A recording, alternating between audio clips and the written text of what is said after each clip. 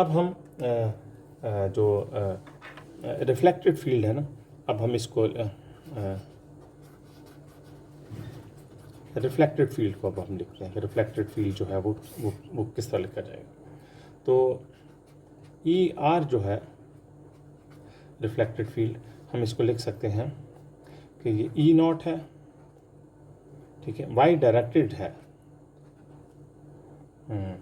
और लेकिन अब इसका एक अननोन एम्पलीट्यूड इसके साथ मल्टीप्लाई हुआ है जिसको हमने फाइंड करना है। तो मेरे पास ई रेज़ टू पावर जे के वन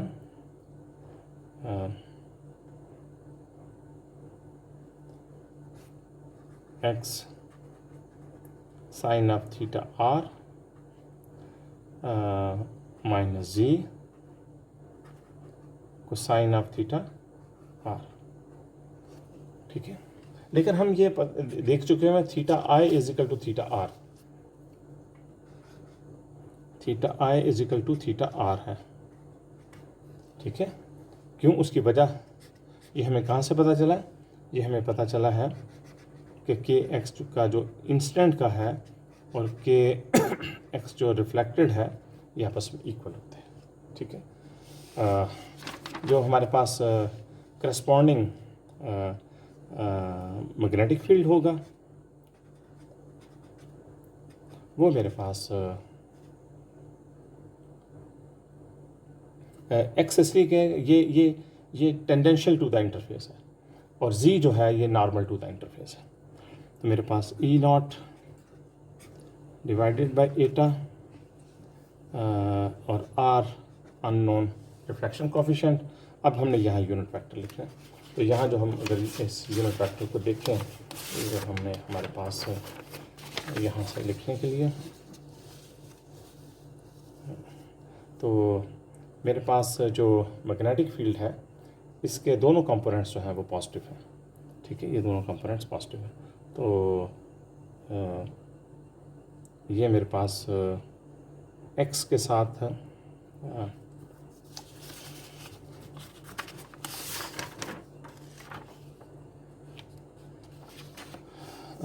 मेरे पास ये आ जाएगा cosine theta r x hat plus sine theta r z hat,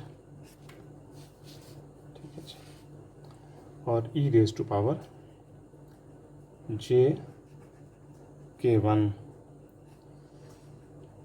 sign theta r x minus जी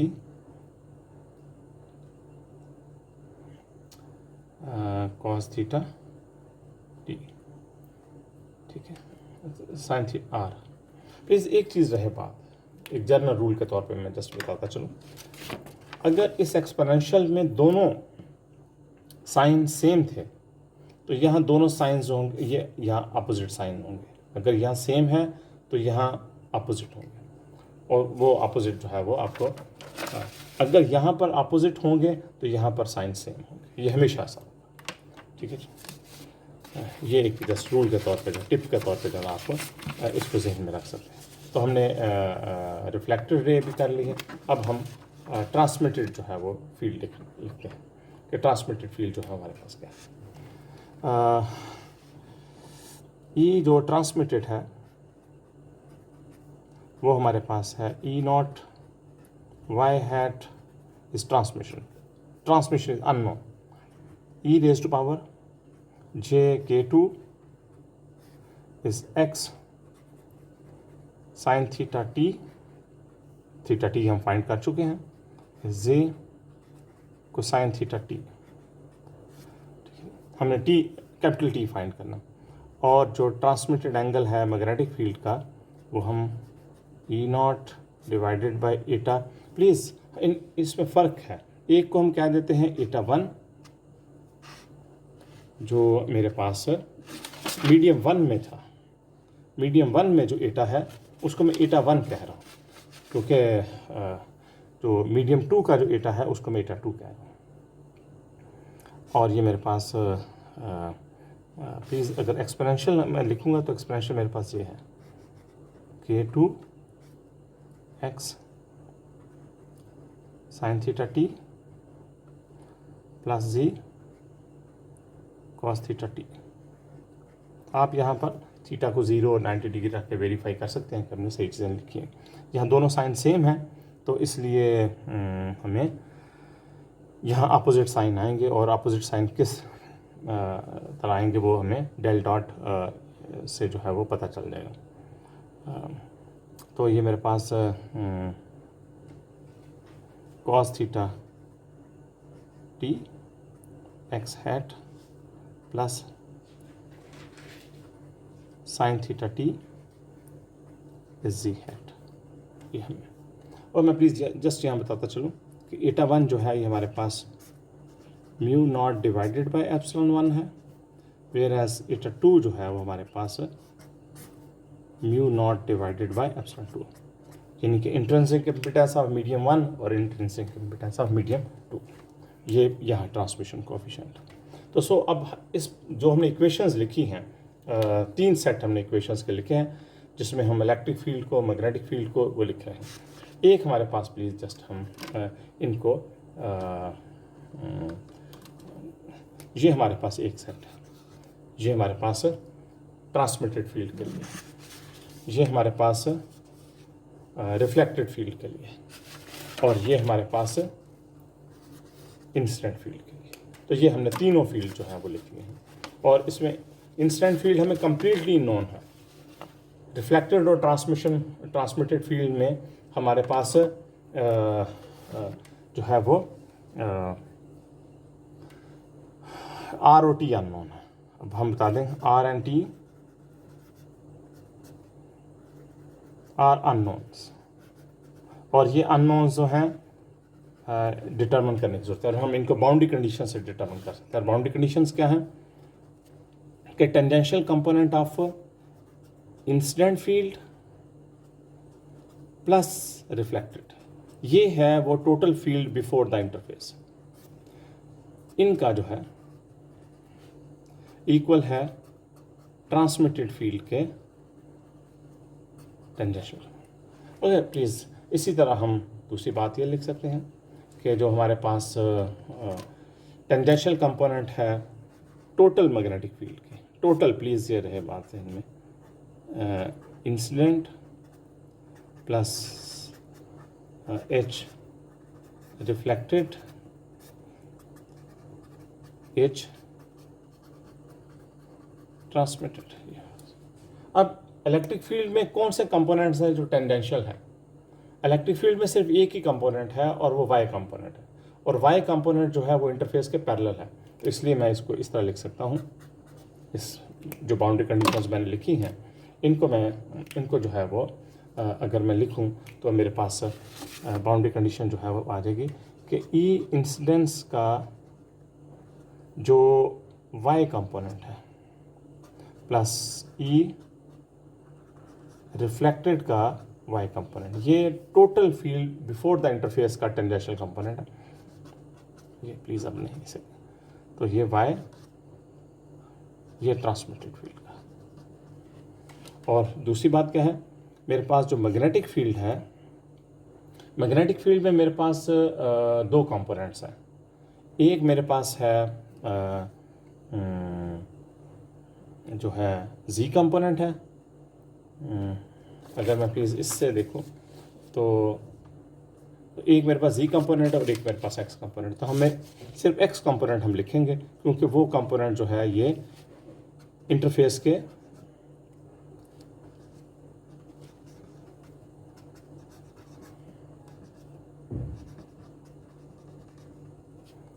टेंजेंशियल। तो हम अब वन बाय वन इनको इक्वेट करना शुरू करते हैं। इंस्टेंट का जो वो है लेकिन ये बाउंड्री कंडीशंस, ये सारी जो बाउंड्री कंडीशंस हम लिख रहे हैं ये हैं एट z = 0, ठीक है। तो हम पहली बाउंड्री कंडीशन को लिखते हैं। पहली बाउंड्री कंडीशन हमें क्या दे रही है? पहली बाउंड्री कंडीशन हमें दे रही है E0, जब मैं जी 0 सब्स्टिट्यूट कर दूंगा तो आ जाएगा e⁻⁴ जे के one x sine theta I, ठीक है, plus E naught R E raise to power जे के one x sine theta R, और ये इक्वल है ई naught T E raise to power J K two X sine theta T. और please हमें पता है कि K one sine theta I is equal to K one sine theta R is equal to K two sine theta T. तो ये ई not में सब में कॉमन ले सकता हूँ, तो मेरे पास यहाँ वन ना, ये एक्सपोनेंशियल आपस में कट जाएंगे, ई नॉट से, तो one plus r is equal to t. तो ये हमारे पास एक इक्वेशन ये बन। अब हम मैग्नेटिक फील्ड्स को जो है वो इक्वेट करते हैं। मैग्नेटिक फील्ड जो है वो इंस्टेंट मैग्नेटिक फील्ड हमारे पास बन रहा है। अब हम प्लीज़ मैग्नेटिक फील्ड को देख लेते हैं। अब हमारे पास ये मैग्नेटिक फील्ड जो है वो, तो इंस्टेंट मैग्नेटिक फील्ड हमारे पास बन रहा है एक्स कंपोनेंट जस्ट उसका जो है वो मेरे पास बन रहा है ई नॉट इज इटा वन, ठीक है ना। ये आपके पास minus cosine of theta I, ठीक है, एक एक्सपोनेंशियल होगा और सब में एक्सपोनेंशियल्स भी होंगे। अब मैं एक्सपोनेंशियल्स नहीं लिख रहा क्योंकि मैंने क्या देखा एक्सपोनेंशियल्स आपस में कैंसिल आउट हो जाते हैं। तो ई naught divided by Etah one मेरे पास जो रिफ्लेक्टेड है, अगर मैं उसको लिखूंगा तो उसमें कोसाइन ऑफ थीटा आर, वैसे तो ये आपस में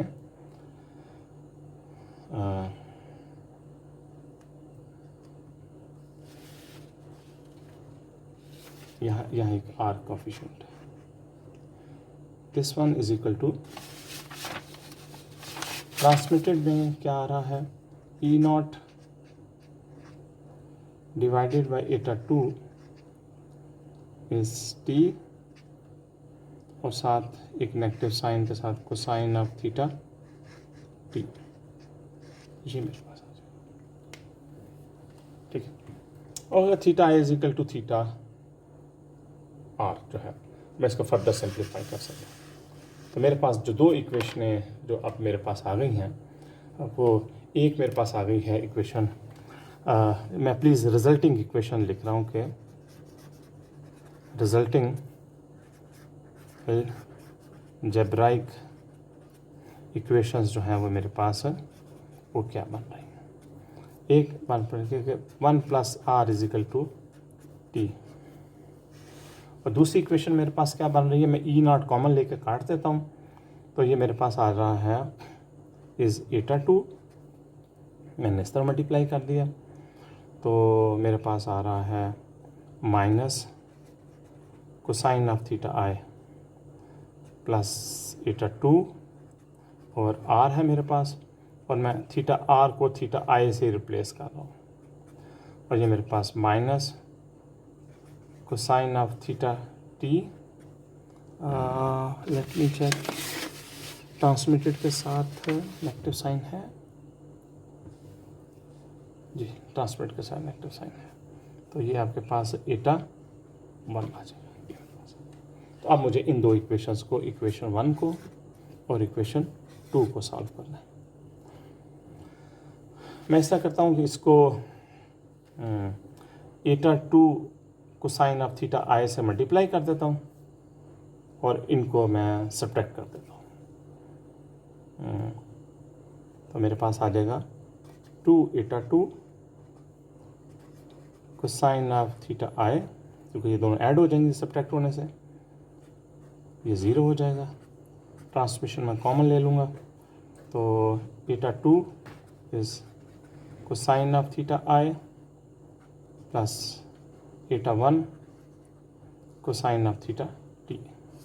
तो मेरे पास ट्रांसमिशन कोफिशिएंट जो है वो आ गया to Etah to is cosine of theta I is eta 2 is cosine of theta I plus eta 1 cosine of theta t। ये मेरे पास ट्रांसमिशन कोफिशिएंट है। और जो मेरे पास रिफ्लेक्शन कोफिशिएंट है वो मेरे पास रिफ्लेक्शन कोफिशिएंट जो है बेसिकली t-1 है। और अगर मैं इसको लिख लूँगा तो मेरे पास आ जाएगा eta 2 इस cosine of theta I minus eta 1 cosine of theta T इस eta 2 cosine of theta I plus eta 1 cosine of theta T. ये मेरे पास ट्रांसमिशन कोफिशिएंट की वैल्यू है। हमने नॉर्मल इंसिडेंस के लिए भी रिफ्लेक्शन और ट्रांसमिशन कोफिशिएंट जो है वो ड्राइव किए हुए थे। तो अब मैं यहाँ सेट कर लेता हूँ कि मेरे पास थीटा आई जो है वो 0 है नॉर्मल इंसिडेंस के लिए। तो यहाँ से अगर मैं प्लीज़ इसको देखूँ तो मेरे पास जो ट्रांसमिशन कोफिशिएंट है वो आ जाएगा थीटा आई जब 0 होगा तो ये 2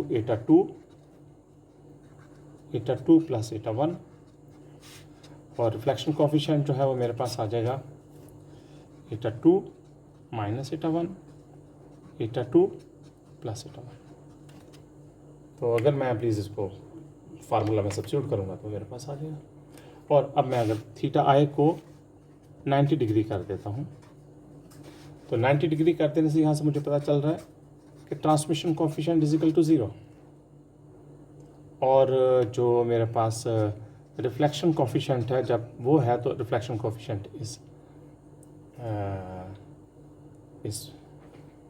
-1।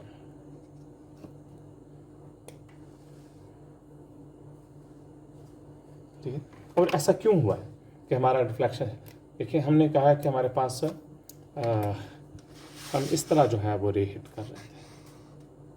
ये एप्सिलॉन 1 था, ये एप्सिलॉन 2 था, यहाँ आपके पास थीटा आई एंगल था। तो जब आपकी रे 0 डिग्री पे हिट कर रही है तो फिर वो यूँ हिट कर रही है, और जब ये 90 डिग्री पे हिट कर रही है तो यूँ हिट कर रही है। ये theta I is equal to 0 और ये theta I is equal to 90 degree. तो जब 90 डिग्री पे इस तरह चल रही है तो ये तो इंटरफेस को हिट ही नहीं कर रही, इसलिए कोई ट्रांसमिशन नहीं होगी। ठीक है।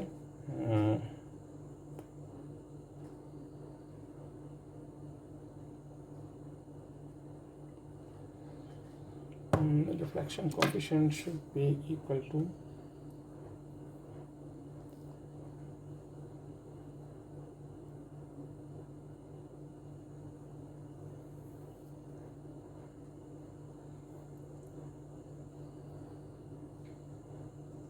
theta I is equal to 90 degree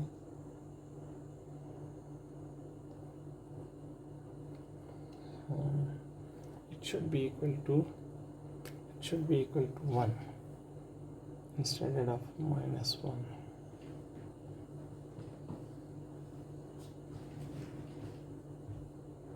one plus r is equal to t।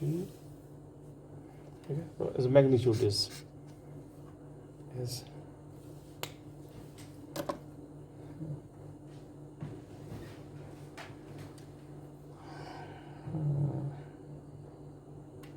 so no transmission means complete reflection। ठीक है जी। ओके, तो ये हमने जो है वो ओके। प्लीज़ यहाँ मैं जस्ट एक छोटी सी चेंज और करना चाहूँगा। तो चूँकि हमारी जो इंसिडेंट्स थे वो perpendicular to the plane of incidence थे, इसलिए ये जो मैं इन रिफ्लेक्शन और ट्रांसमिशन कोफिशिएंट को यहाँ एक परपेंडिकुलर का साइन अब डाल रहा हूँ कि ये मेरे पास जो रिफ्लेक्शन और ट्रांसमिशन कोफिशिएंट्स हैं ये फॉर परपेंडिकुलर ये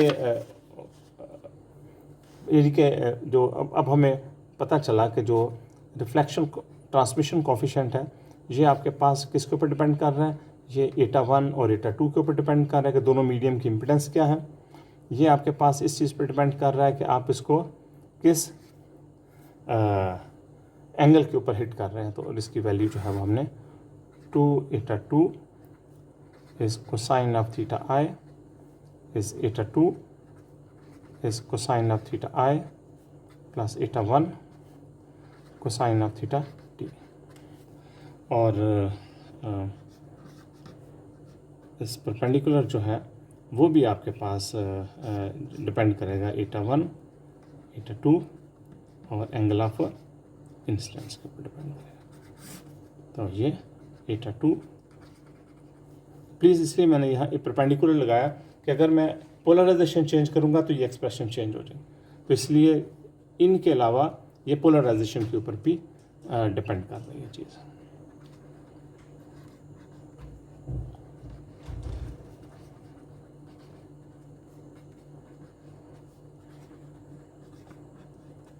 ठीक है, ये आपके पास। तो मैं अगर इस डिस्कशन को चेंज कर लूँगा इस तरह कि मेरे पास अब जो इंटरफेस है वो अब मेरी इंस्टेंस जो है वो अगर यूँ है